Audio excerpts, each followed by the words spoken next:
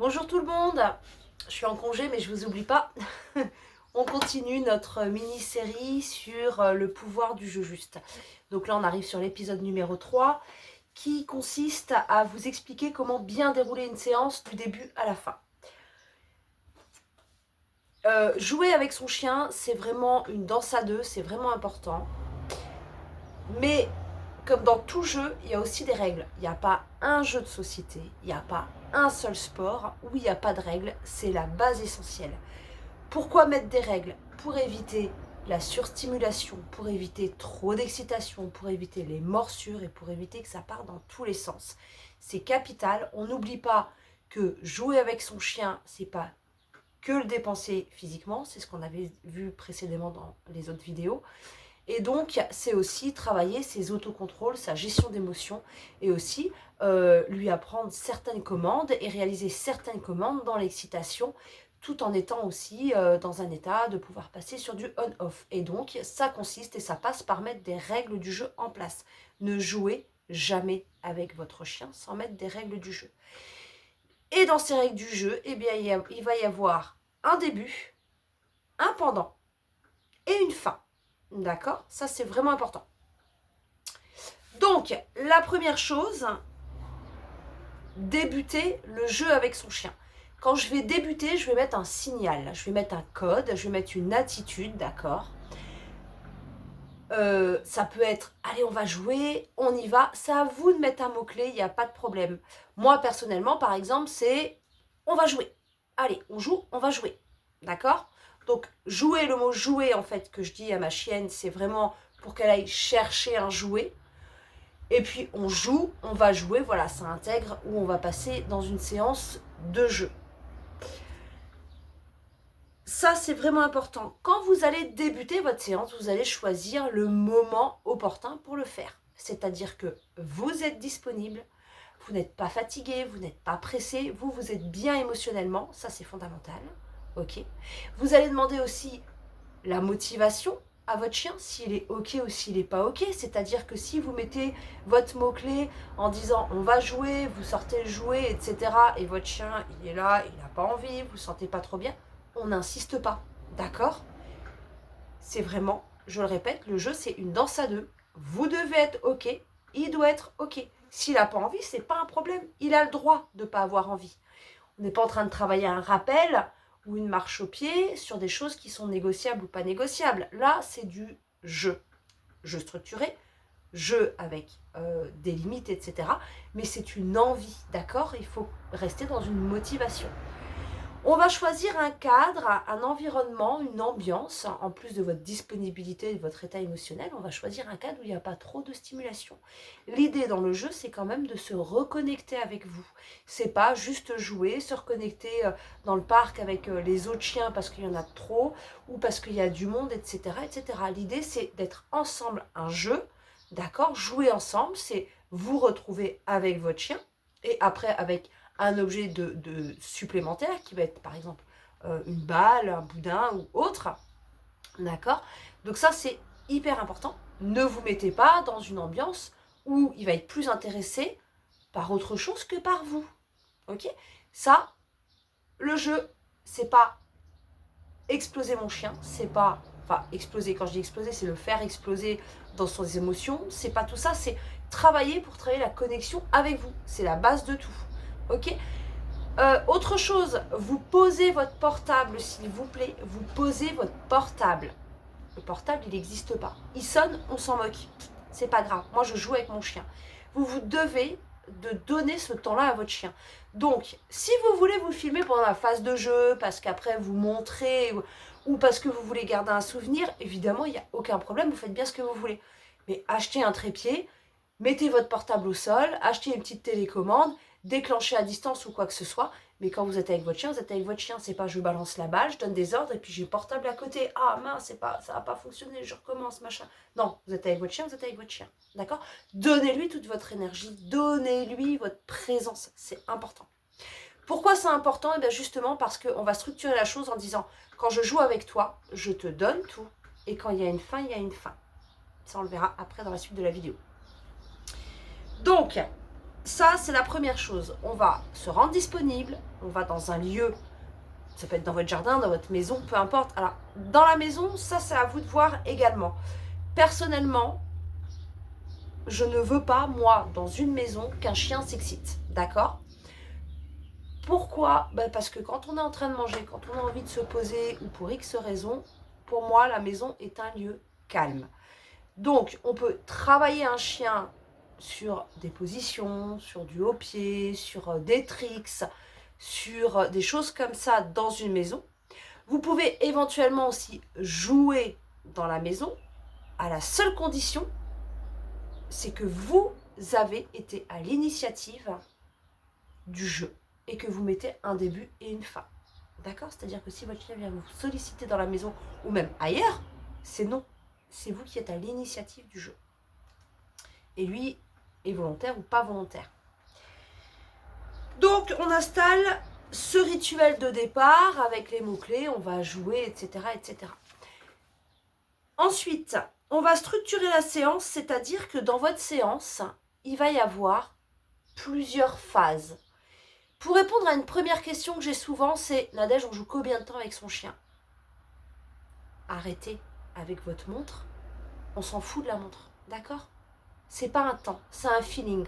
On voit comment est son chien, on voit comment se passe la séance. Des fois, ce sera peut-être que 2 minutes, des fois, ce sera peut-être 15 minutes. Ça va être très différent d'une séance à une autre. Faites-le au feeling, faites-le à l'envie. Écoutez vos ressentis. Votre chien, il n'a pas de montre, hein.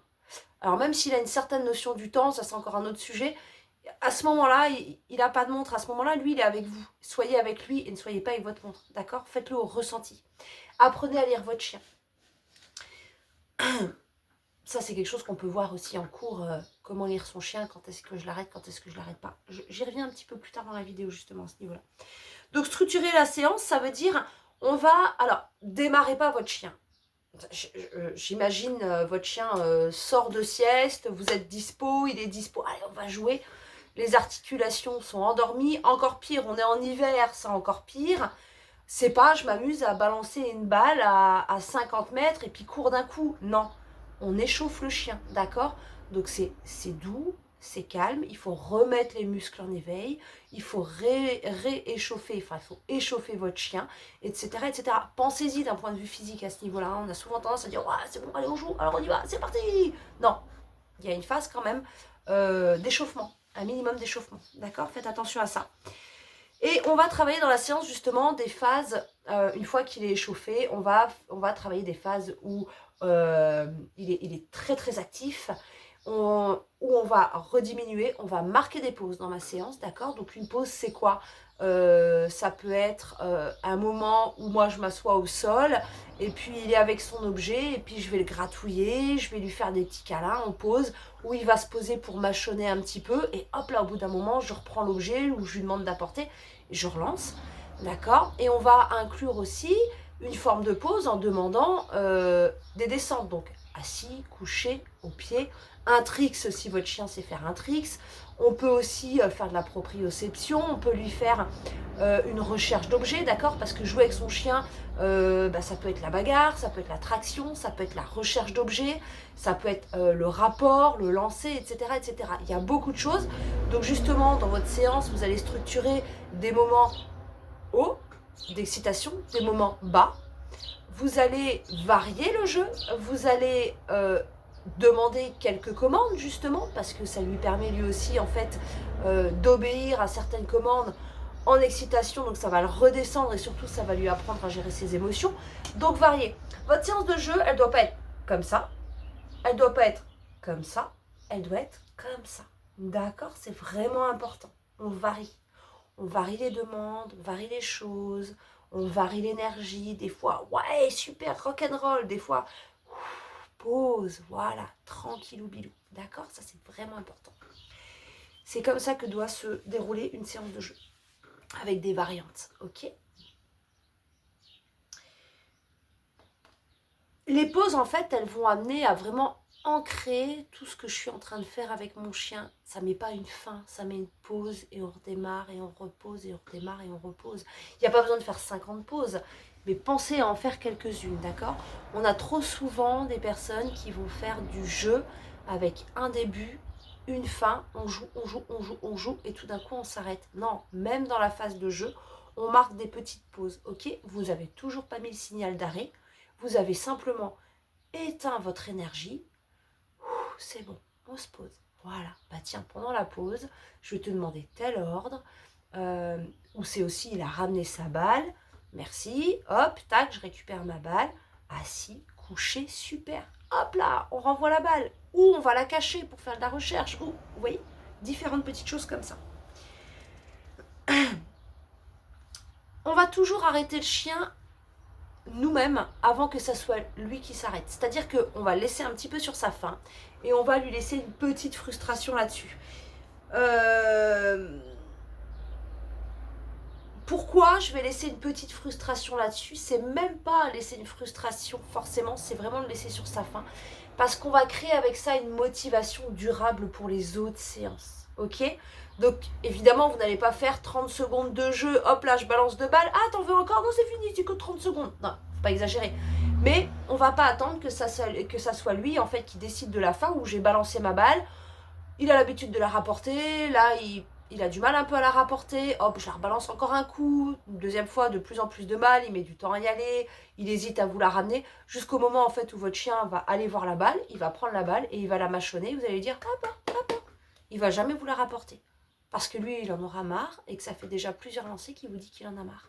Donc ça, apprenez à lire votre chien quand il commence à avoir un petit ras-le-bol, ou voire même un petit peu avant, donc ça nécessite une connaissance du chien, et ben arrêtez-le, arrêtez-le. Alors des fois, mettez-lui une plus grosse frustration que d'autres, ça veut pas dire que, ouais, super, je frustre pour frustrer, hein, c'est génial, j'ai frustré mon chien, oh, oh, je garde la motivation. Non, c'est pas comme ça non plus que ça marche.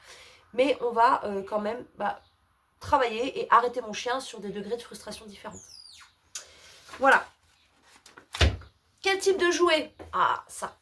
Quel type de jouet? Mais il y a plein de jouets. Il y a plein de jouets. Ça, c'est quelque chose qu'on pourrait reprendre. Je ne vais pas vous faire une liste. C'est quoi un bon jouet? C'est déjà un jouet que votre chien adore. Ça, c'est déjà la première chose. Un jouet qui n'est pas dangereux, évidemment.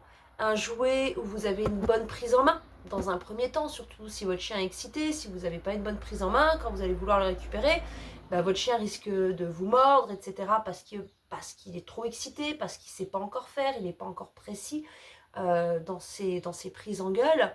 Donc un bon jouet, d'abord, ça va être un jouet qui va permettre quand même d'éviter tout ça. Donc blessure pour vous, blessure pour lui, et on va garder la motivation. Ce que je conseille souvent,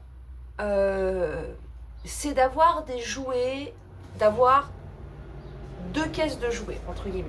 Donc, une caisse avec les jouets qui va avoir le droit à volonté, entre guillemets. Donc, vous gâtez super votre chien, vous avez 15 jouets, vous en laissez 2-3 à volonté. D'accord? Et vous permettez tous les 2-3 jours, toutes les semaines ou tous les 15 jours, vous permettez avec ces jouets. D'accord? Et vous avez votre caisse à vous, vos jouets de travail, entre guillemets. Je mets vraiment le travail entre guillemets. Et vous avez vos jouets à vous en tant qu'humain, que vous sortez pour jouer avec lui. D'accord? Et c'est pendant la phase de jeu que vous les sortez. Et à la fin du jeu, vous les remballez. Donc à ce moment-là, en plus, on va pouvoir utiliser des jouets type boudin. Parce que les boudins, on ne les laisse jamais à volonté. Pourquoi? Parce qu'en fait, le boudin, en fait, il va vous le défoncer en 30 minutes, 1 heure ou 2 heures, et ça va être dangereux en termes de fibres pour lui. Vous allez pouvoir avoir des balles avec cordes pour la traction. Donc ça, c'est pareil, on ne peut pas laisser à volonté à son chien, parce que vous allez voir, hein, quand vous allez mettre une balle avec corde à votre chien, la première chose qu'il va faire, c'est pas jouer avec la balle. Tant que vous la balancez, il va jouer avec la balle, et encore, en général, il va prendre la ficelle au début s'il est timide.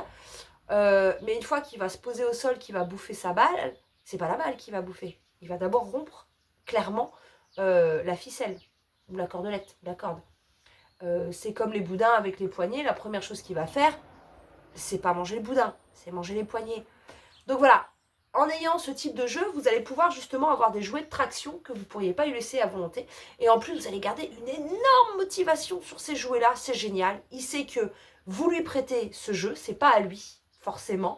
C'est à nous, ensemble, et c'est structuré. D'accord? Et je vais vous expliquer pourquoi aussi c'est intéressant d'avoir des jouets spécialement. Vous allez pouvoir aussi avoir des jouets avec cordes, des cordes à nœuds et tout ça.